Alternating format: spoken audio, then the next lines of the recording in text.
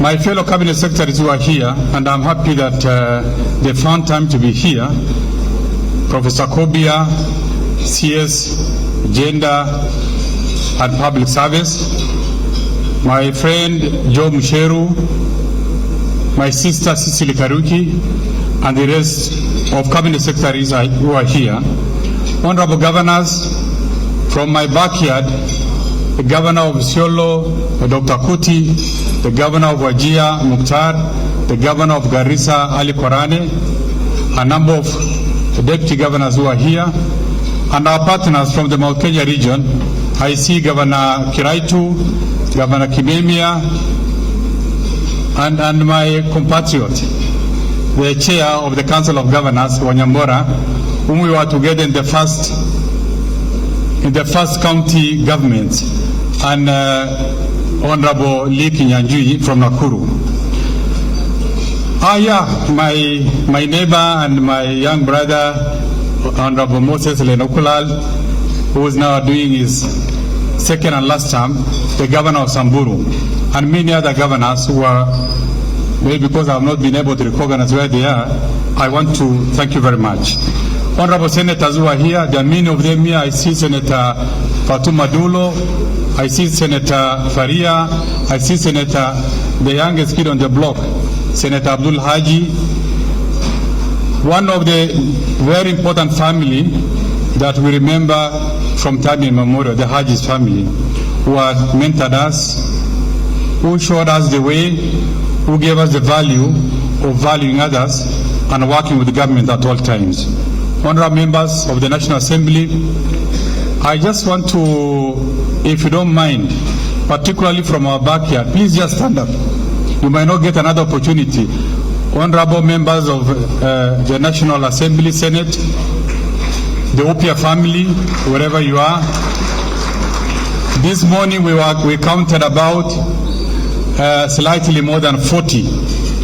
They are from Samburu, they are from Marsabit, they are from Isiolo, they are from all these regions, that Mandera, Garissa, Wajir, Tana River, all of them, and Lamu. Can you mention the MCs? There are very many, especially Isiolo. Yeah. Thank you very much, and I'm sure maybe you are going to get a formal introduction later. Honorable members of the County Assembly who are here, please, I know because of the quota, we did not invite all the MCS of the ASAL areas, of the Upia family, Upia counties, because we are going to have a session in the next 10 days with all our MCAs. We'll count more than 300 to 400, and we are going to have a meeting with them. But wherever you are, if you are part of the delegation, just please stand up for so that we can recognize you. Karibuni sana. The chief administrative secretaries who are here, the principal secretaries, distinguished guests, ladies and gentlemen, good afternoon. Firstly, allow me to express my sincere gratitude to the distinguished elders and leaders of Mount Kenya Foundation for their recognition and invitation of the leadership of Northern Kenya under the Opia family, under the Opia movement. We do not take this gesture of friendship for granted, particularly noting the prevailing political season in the country, the constraint of time and the need to build relationship across every corner of this country, and that you found time and the need to invite us for this luncheon is a gesture that we do not take for granted. I have therefore no doubt in my mind of the good faith and intentions underpinning this unique get-together. It can't be for granted. It can't be taken for granted. And it can't be by coincidence that you thought about reaching out to us, building a relationship, and finding value in these vast counties is not a mean task. We may wish to know that the people of Northern Kenya, in their ethnic and clan diversities, are interwoven by shared history, geography, and common socioeconomic circumstances. They are in many ways and so often defined by commonalities of hardships, sometimes known for insecurity, sometimes known for hunger, and general deprivation. And that is the rallying call that brought us together. We think we have so much to share in common in terms of the sheer hardship that are bound in those regions. But we felt we can change that into opportunities. As attended by leaders of this region to get together to discuss issues of mutual concerns and collective good for their regions have failed, sometimes due to external interference, sometimes due to intimidation, and generally even sabotage within government. I'm referring to in the past. When people of this region try to get together to discuss a cause and destiny of their own, it has not been very easy. It has always felt resistance. It always felt barriers along the way, either at the local level and sometimes even at the national level, because there is value in them getting together, and there is also the potential danger of sometimes even when they get together, if their voices are not heard. The communities of northern Kenya have now reached of age. As an integral part of President Uhuru Kenyatta's government, have decided not to miss out on the ongoing national discourse. In a transition like this, we want to get together as one united front, as communities defined by the commonalities I earlier indicated, and we want to be part of that train, because we are already one. President Uhuru Kenyatta has given us an opportunity, appointed quite a number of personalities from this region into senior positions of leadership and senior positions of decision making, including my own position as a cabinet secretary in charge of finance, not for the region, but for the country, where it has given me an opportunity not only to decide and shape the destiny and the economy of this country, but also go beyond and engage with international organizations to determine the course of this country. It's not a mean achievement. It's a task, it's a position of trust, and forever myself, my people, and my region will remain forever grateful for that gesture. It has taken this region maybe more than close to 60 years to find space in positions like that. The kind gesture of the president is a testimony that the region is no longer on the margins, but integral to the national decision-making process. We can no longer talk of marginalization. We can no longer talk of deprivation. We have no reason to complain, because the people making decisions are here with us, and they are from the region, and they have an opportunity to change the course of history for the region themselves. This is the reason that we have stepped forward to provide leadership and actively contribute to the current political debates and OPIA movement, a movement that has given life to the region. It's given us a political voice.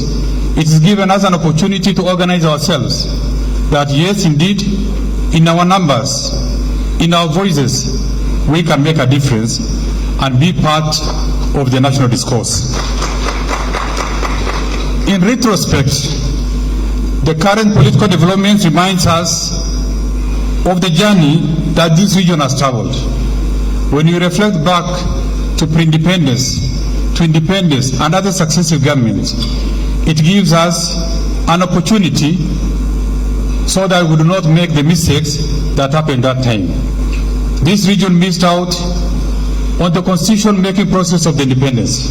When people went to Lancaster, these regions were nowhere. They were busy standing up against the government, doing shifter war, and getting challenges in their own small clan and ethnic differences. We even missed out on the major policy-making sessional papers of this government, including the sessional paper number 10 of 1965 that defined the course of the direction of the economy, where this area was just an appendage of that important sessional paper. claiming that investment is going to be done in agriculturally high potential areas with the hope that if there are things that will come out, the remains will be shared in the marginal areas. The agricultural sector continued to do poorly, and therefore there was nothing to realize, and there was also nothing to reach the regions that we come from. So we are saying we are no longer going to sit back and be dictated by the level of our disorganization. We have to get organized, and we need to be taken seriously, and we need to be part of this government. This meeting between the Mount Kenya and Northern Kenya communities reminds us of the long, cordial, and socio-economic symbiotic ties that existed between the two regions, where exchange and trade of livestock, coffee, tobacco, name it, predates independence. Even in the 18th century, in the 19th century, in the 20th century, before independence, these two communities, wherever their clans, wherever their ethnic identities, were engaged in some form of trade, in some form of exchange of goods. And this is now where we want to bound on, and this is where we want to capitalize to bring these two regions together. Even in the modern day Kenya, these two communities that dominate the two regions, they still dominate the economic scene through aggressive pursuit of trade, investment, and creation of wealth. When you look at the businesses in Sli, the people who are always side by side are the people of these two regions. When you go to every vibrant market, you will see a handful of people from northern Kenya, even the huts of Kikuyu land. And you will see these communities from central region in the huts and mines of people in the remotest part of this country. Where there's a small trading center, there is chance that there is a Meru from Tigania who is selling tobacco somewhere, who is selling this. These are ties that we want to capitalize on. They indeed, these two communities or the two regions, contribute handsomely to the national revenue through payment of taxes from the proceeds of their hard labor and investments, not only mentioning employment levels they create. From where I sit in the National Treasury, the most pleasant person in the region that I look for are the people who pay the highest tax. The returns that we get from these two regions is by no means comparable to any other region. And that's why they're important in this country. And that's why they need to build and strengthen the ties of friendship for the betterment of the entire country. On behalf of the people of Northern Kenya, I extend a hand of friendship and warm invitation to the business communities of Mount Kenya region to come and invest in our region. Northern Kenya portends tremendous economic opportunities from abundant land constituting almost 70% of Kenyan landmass. Natural resource endowment, when you talk of the green energy mix, when you talk of solar, when you talk of wind, when you talk of geothermal, that is the mother of all natural resources, and that is Northern Kenya. When you talk of livestock in their diversity, whether camels, you might not be very keen about the camels, but you know it is the pride of our region. When you talk of cattle, when you talk of sheep, when you talk of goats, maybe we do not keep some other animals for obvious reasons. But this is where to a great extent, over 70-80% of these natural resources are found in these areas. When you talk of minerals, I know as somebody in the heart of government, the current survey about minerals that's going on in the country, to a great extent, they are found in Northern Kenya. And it's the future economic front for this country. North is the place to be. And the earlier you make a decision to invest in those regions, the better for all of us. And that's why we extend a hand of friendship, a hand of partnership for the collective good of our country. I see this meeting as a brave beginning for a brighter future for our people and for this country. That's why we need to put aside perceived differences, because in reality I know there are no differences. Sometimes they are manufactured by people who do not want others to progress, and engage freely and honestly to build a level of partnership and trust among each other that will enable collectively enable us to speak collectively with one voice, articulate a coherent position on economic and political matters to ensure a brighter future for our region and the country. We've been told by the previous speakers the sheer relevance you find in our constitution. The people in this room alone, if they speak in one voice, I don't think there will be need for any other election. It will be decided here, including the 25% majority. And it's doable. It's been done. The leadership of entire Northern Kenya is here. Their council of elders are here. Their religious leaders are here. The people who are trusted are here. Once they make decisions, then it's a done deal. And this is the direction that we want to go. Northern Kenya believes in partnership that will enable them realize unity and strength. That kind of unity that will give them an effective voice at the decision-making table. We say everything comes with a price. The relationship that we want to build, we also want to be part and parcel of the decision-making by sitting on the discussion table, not on the periphery anymore. We want to be here as partners, and we want our voices to be loud and clear. Yeah, yes, this is our country. Yes, we have a voice. We have a big stake, and we want to be at that table that's going to make the decision. That we are indeed determined to break the retrogressive cycle that keeps us as the region on the margins, and prepare to play a visible role that will make us an important cog in the national discourse of this country. I'm sure you must be wondering that why some of us, sometimes we say we're in the executive. Who said politics and life and livelihood belongs to politicians? It belongs to all of us. It belongs to the villager. It belongs to those of us also in government. And we cannot keep quiet. We will talk about it, whether you resist or not.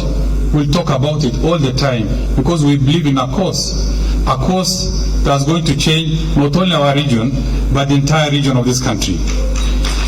We are here as your friends. I'm addressing our brothers and sisters from Mount Kenya region. We are here as friends to engage with you as key players in the emerging political and economic formations in this country. We have a bloc, you are a bloc. We'll sit together, we'll determine the course of this country, where we have the entire region with us. We need to join you in a political formation. We are very keen to join you in a political formation, in alliance where we have a stake and space on the high table. Our decision is informed by the trust we have in our President, Honorable Ukur Kenyatta, who has the best intentions for this country, where he wishes to banquet on the future generation,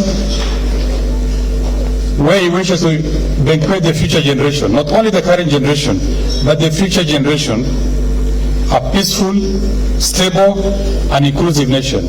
A nation that my child, our children, the generation to come, will look back and say, yes, indeed, we made history by uniting this country, by promoting peace, by creating stability, by creating wealth and opportunities for the future generation. Where I can work, my children can work anywhere, whether in Nyanza, whether in Mandera, or whether even in Muranga, that they know that every bit of this country belongs to them. And they are free to engage, they are free to move, they are free to contribute to the cause of this nation. And we've reiterated I think maybe in our own small corners, that yes, we are in the process of making history. This country is in a transition. This country is going to be peaceful handover of power. We've had one of the greatest presidents that has ever transited in this country and also the region. We from his corner, this region that we are referring to, we belong to his corner. We are his people. We trust him. He has given us an opportunity. And wherever direction that's going to give us is the direction that we are going to follow. It doesn't matter whether he's not going to be a presidential candidate, and he is not. But we want to go with him. We want to be by his side.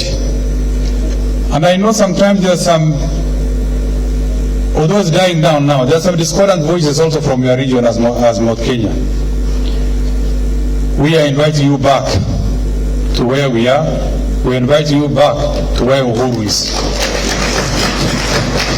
Make sure that nobody is left behind, because the legacy of President Uhuru Kenyatta, the people are going to protect the legacy of this Uhuru Kenyatta. It can only be a chosen successor by himself, and that's where the direction we want to go.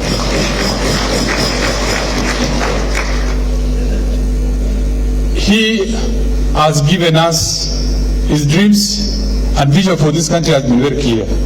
That's why you see he's blind to whoever he gives opportunity. That's why some of us, because of his own decision, he trusts us with the past of this country. Because he knows we are Kenyan, because he knows that we can make a difference. And that's the direction we want to go. I want to wish you well. Nafikiri kwa niaba ya watu wetu, pengine sisi unajua tumetoka mahali tofauti. Sisi kama jamii ya sehemu hii kaunti 10, kutoka Lamu mpaka Turkana, tumekuwa na mawasiliano si siku moja, tumekuwa na mawasiliano ya zaidi ya mwezi 3. Tumechambuana na tumejua nani yako na sisi, na tumetengeneza critical mass. 80% of our elected leaders are in this room. Almost, maybe there's only 1 or 2 governors who are not here. The rest are here. And almost all the senators are here. All the members of the National Assembly are here. We've decided to move on a conscious path. Even all the former governors are here. That we built one home called Upya. Upya ni movement yetu kama jamii ya sehemu hii, lakini tutakuwa na vyama tofauti. Kwa hiyo chini ya vyama tutashindana, lakini tutakuwa na sauti moja, ambao kama mtakubali, tunataka tumalizane mambo usano kati yetu na ninyi.